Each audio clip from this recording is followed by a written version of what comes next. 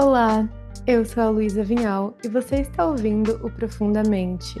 Se você procura cuidar do seu corpo, acalmar sua mente e aprofundar a conexão com a sua essência, esse podcast é para você.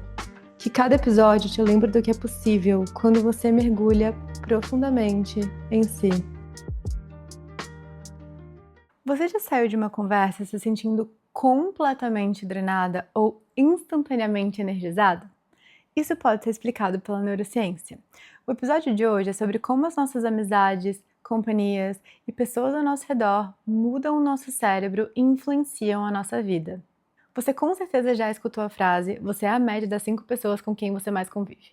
E do ponto de vista da neurociência, isso faz muito sentido. O nosso cérebro naturalmente se adapta ao que é considerado normal ao nosso redor. Diferente de muitas espécies de outros animais que foram programados biologicamente para viver em isolamento ou em grupos muito pequenos, o ser humano não é um animal feito para viver em solidão. Do ponto de vista evolutivo, nós fomos moldados para viver em conexão porque no passado, permanecer a um grupo significava aumentar suas chances de sobreviver e de ter mais segurança. Nós fomos moldados para captar, imitar e refletir o estado interno dos outros, e isso faz muito sentido do ponto de vista evolutivo, porque no passado, se alguém do seu grupo tivesse tenso, com medo e alerta, você precisava captar esse sinal rapidamente, porque poderia existir uma ameaça perto que aquela pessoa já detectou e você ainda não tinha detectado. Então é muito importante que você se sincronize com o estado interno daquela pessoa para se proteger, para sua sobrevivência. O nosso sistema nervoso foi moldado neurobiologicamente para isso. Mas, no mundo de hoje, isso pode ser um fator que está te drenando, moldando o seu cérebro e influenciando a sua vida de uma forma que não é exatamente favorável ao que você quer viver. A atividade do nosso cérebro tende a sincronizar com a atividade cerebral das pessoas ao nosso redor. Então, quando você passa tempo com alguém, conversando, realizando uma atividade em conjunto, ou até mesmo só compartilhando o mesmo ambiente, o seu cérebro começa literalmente a ajustar o seu funcionamento neural para acompanhar o funcionamento cerebral neural da pessoa ao seu redor, das pessoas ao seu redor. Na neurociência, isso é chamado de acoplamento neural ou sincronização neural. Os seus cérebros passam a entrar em ritmos de respostas mais alinhados. O seu cérebro literalmente sincroniza com o cérebro das pessoas com quem você interage. Atividade neural, padrões de atenção e até mesmo ritmos de ondas cerebrais podem se alinhar. Então, por isso, se você passa o dia em um ambiente cheio de negatividade, é natural você se sentir drenado no final do dia. Se você conversa com alguém muito pessimista, muito reclamão, você pode sentir no seu corpo quando você sai da conversa. O seu cérebro acabou de se sincronizar com aquele padrão, você sentiu tudo aquilo ali. E claro, existem níveis de sincronização. Quanto mais vínculo, quanto mais contexto, quanto mais proximidade, quanto mais sensibilidade individual de cada pessoa também, maior tende a ser essa sincronização. Então, por exemplo, quando você encontra sua melhor amiga e fica horas conversando com ela, as suas ondas cerebrais tendem a se sincronizar muito mais do que a sincronização que acontece quando você está trabalhando em um coworking com uma pessoa ali que você nunca viu na vida. É muito importante que a gente preste atenção na forma como a gente se sente depois de interagir com alguém. Então, vamos dar o exemplo de você sair para almoçar com a sua amiga de infância, Mariazinha, que era sua melhor amiga quando você tinha 7 anos e que tem alguns anos que vocês não se veem porque naturalmente a vida afastou vocês. Depois que vocês se encontram, então vamos supor que vocês vão almoçar ali no seu restaurante favorito, como você se sente depois dessa conversa, dessa interação? Mentalmente, emocionalmente, fisicamente, energeticamente, como você se sente? Claro, talvez você encontre uma amiga que está passando por um momento desafiador, uma amiga que está muito triste, e talvez você não saia daquela interação, daquela conversa se sentindo leve, feliz, saltitante, e isso é normal. Que bom que a gente tem uma rede de apoio, que a gente pode contar com pessoas que a gente ama para desabafar, para compartilhar nossos desafios, nossos processos, mas o mais importante para mim é olhar para o que acontece geralmente nas interações de vocês, o que é comum nas interações de vocês, e não para episódios, para momentos isolados. Para mim, observar o que acontece comumente, a forma como a gente geralmente se sente depois da interação com alguém, é a maior pista de como aquela pessoa influencia o estado no nosso sistema nervoso. Porque muitas vezes a gente pode racionalizar. Ah, mas a Mariazinha era muito minha amiga. Ah, mas a nossa família ainda é muito próxima. Mas o seu sistema nervoso e o seu corpo não mentem. E além disso, existe o efeito camaleão, um fenômeno em que a gente passa a imitar automaticamente jeitinhos, expressões, gestos, comportamentos das pessoas com quem a gente convive. Ou seja, a gente não só se ajusta ao outro por dentro, neurologicamente falando, no nosso cérebro, a gente também se ajusta ao outro por fora, do comportamento, porque isso facilita, neurobiologicamente falando, a conexão, aprendizagem, empatia e comunicação não verbal entre pessoas que foram programadas para a conexão. Além de tudo isso, nós também temos os neurônios espelho. E você provavelmente já percebeu isso na prática, quando alguém boceja perto de você, você muitas vezes boceja também. Isso acontece porque os neurônios espelho são células cerebrais que se ativam quando você observa outra pessoa executando a mesma ação. Os neurônios espelho são uma das bases biológicas da empatia, da conexão social e do famoso contágio emocional, esse fenômeno onde você, entre aspas, pega, absorve o clima da outra pessoa, o estado interno da outra pessoa, sem você perceber. Ou seja, o seu cérebro não só observa uma emoção, um comportamento, um bocejo no outro, ele simula internamente aquela emoção ou comportamento que muitas vezes se manifesta externamente na sua emoção ou comportamento. Os neurônios espelho também ajudam a explicar o porquê estar perto de pessoas mais estressadas te deixa mais estressada. Estar perto de pessoas mais desmotivadas te deixa mais desmotivada. O seu cérebro começa a criar automaticamente uma espécie de versão interna daquele estado que você está absorvendo de quem te cerca. A gente literalmente absorve o humor, a atenção e a ansiedade dos outros. E, de novo, existe também uma sensibilidade individual de cada pessoa. O desenho humano, o nosso mapa do desenho humano consegue te dar algumas informações sobre isso, sobre a nosso grau de empatia. Mas todo mundo que é ser humano tem isso em algum nível, porque é a forma como a gente é programado neurobiologicamente. Todo mundo já observou isso em algum momento da sua vida, você entrar em um ambiente que você está neutra e sair pesada, mesmo que nada tenha acontecido diretamente com você. E o contrário também acontece. Só de estar perto de alguém que é inspirador, alguém que está se movendo em direção a um sonho, o seu cérebro pode ativar também o que a gente chama de contágio de metas, que é goal contagion. Você começa inconscientemente a estar adotando a visão, a motivação e até mesmo as intenções da outra pessoa.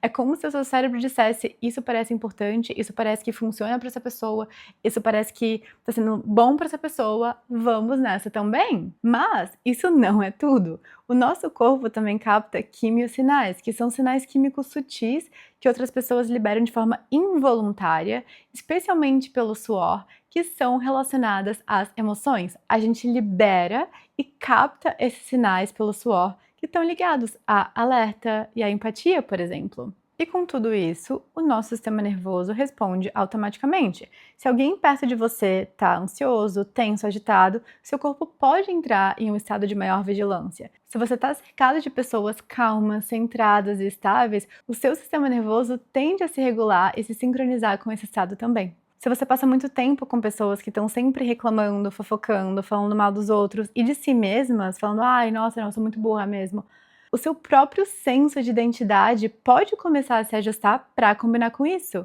simplesmente pela sua neurobiologia. E quando a sua identidade começa a mudar, a sua rede de modo padrão, que é a Default Mode Network, que é uma rede funcional do cérebro responsável pelo seu modo piloto automático, também muda.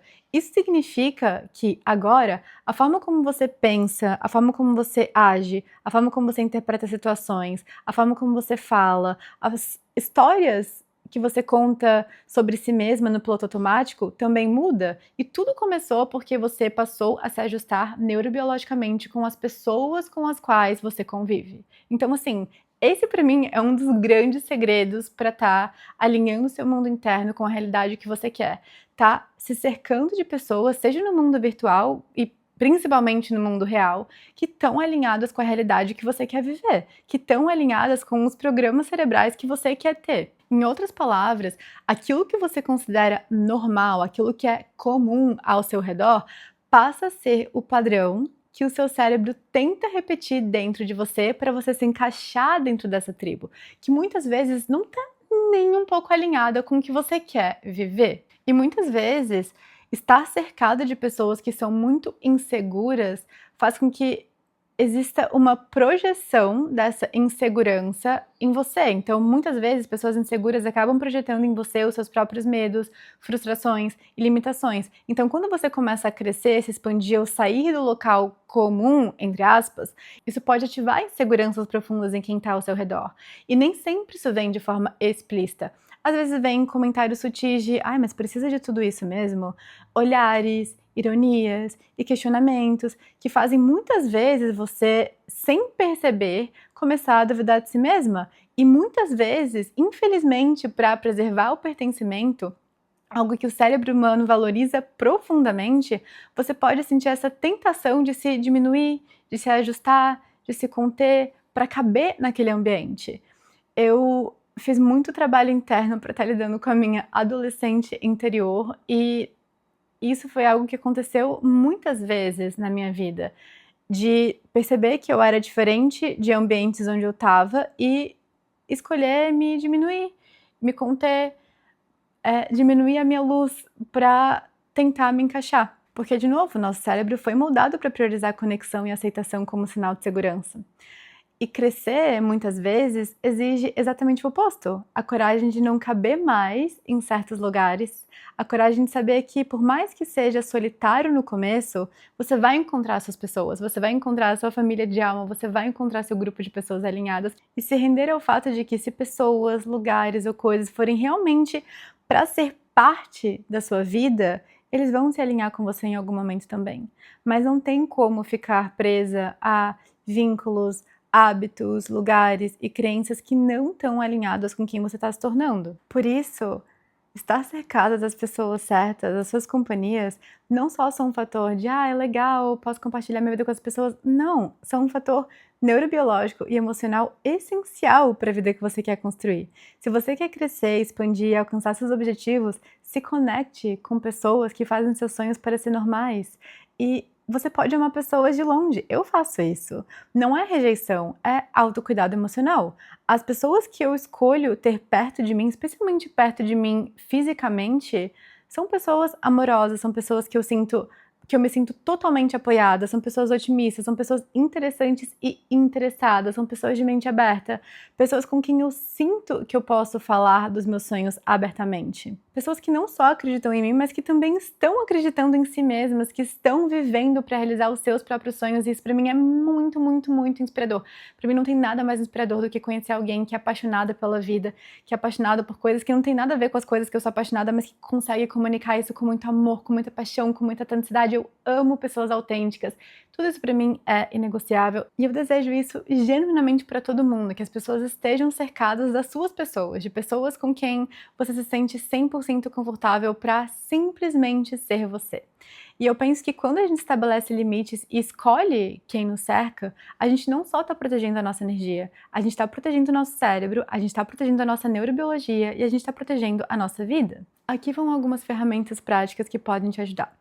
Primeiro de tudo, fazer uma auditoria energética. Então, pega um papel e escreve pelo menos 5 pessoas e 5 atividades com as quais você mais passa tempo na sua rotina. Talvez seja seu parceiro, seu trabalho, redes sociais, amigos específicos, família, projeto, tudo. Coloca 5 coisas. E depois você pode colocar um mais ao lado daquilo que te energiza e um menos ao lado daquilo que você se sente drenada, aquilo que te drena.